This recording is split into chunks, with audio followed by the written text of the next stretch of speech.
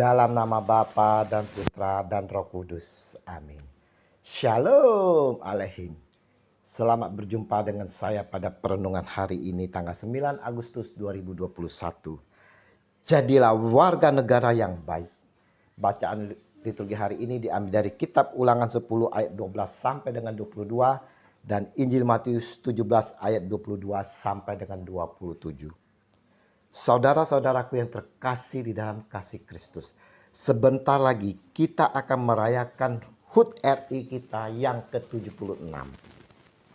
Nah, apa yang sudah kita perbuat untuk republik ini, saudara? Apa yang dapat kita sumbangkan agar negeri ini dapat lebih baik lagi? Sebagai seorang Kristen yang 100% dan 100% warga negara Indonesia yang baik, tentunya kita mau mengikuti segala peraturan-peraturan dan perundangan-perundangan yang berlaku di republik ini. Salah satunya, saudara-saudaraku, adalah dengan perpajakan. Telah kita ketahui bagaimana banyak orang atau pengusaha yang lari dari pajak, saudara.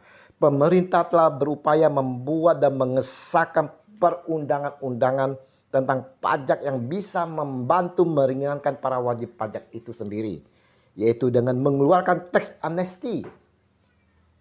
Dan ini, saudara-saudara, dilakukan pemerintah karena melihat begitu banyaknya warga negara wajib pajak yang menyimpan uangnya di luar negeri. Atau ada juga yang telah bertahun-tahun tidak jujur di dalam pelaporannya. Dengan undang-undang ini diberikan pengampunan bagi para wajib pajak dengan harapan, saudara, agar para wajib pajak mau membayar pajak di waktu mendatang. Kelonggaran yang telah diberikan ini pun masih saja ada yang tidak dijalankan oleh para wajib pajak. Membayar pajak adalah kewajiban setiap warga negara, saudara.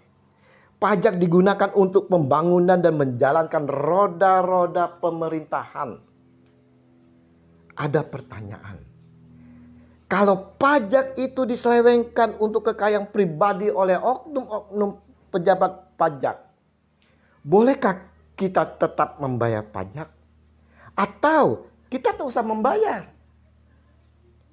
Injil hari ini, saudara-saudaraku yang terkasih, Yesus mengajarkan dan memberikan teladan bagi kita semua melalui Petrus, di mana menunjukkan sikap ketaatan akan hukum yang berlaku di dalam masyarakat, yakni tentang pajak bait Allah.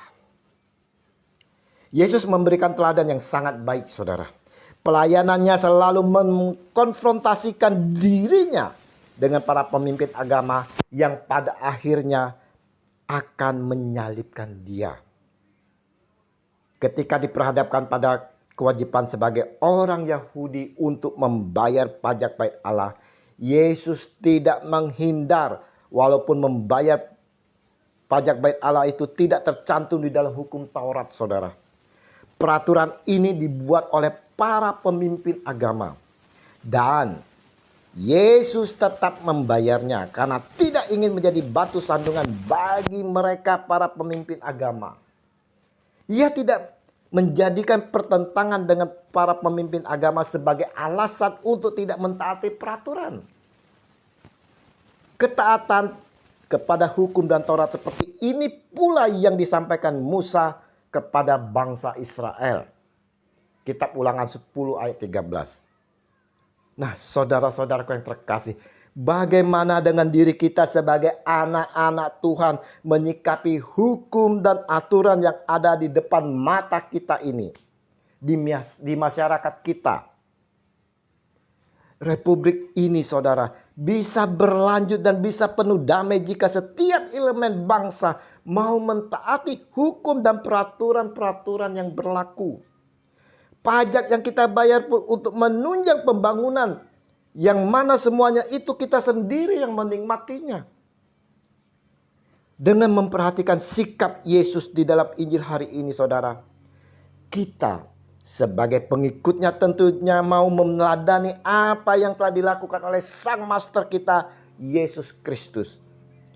Sebagai warga negara yang baik yang telah mengikuti hukum dan peraturan dengan membayar pajak, tentunya kita pun wajib bersikap kritis terhadap kinerja pemerintah, khususnya kalau tidak menjalankan tugasnya dengan jujur.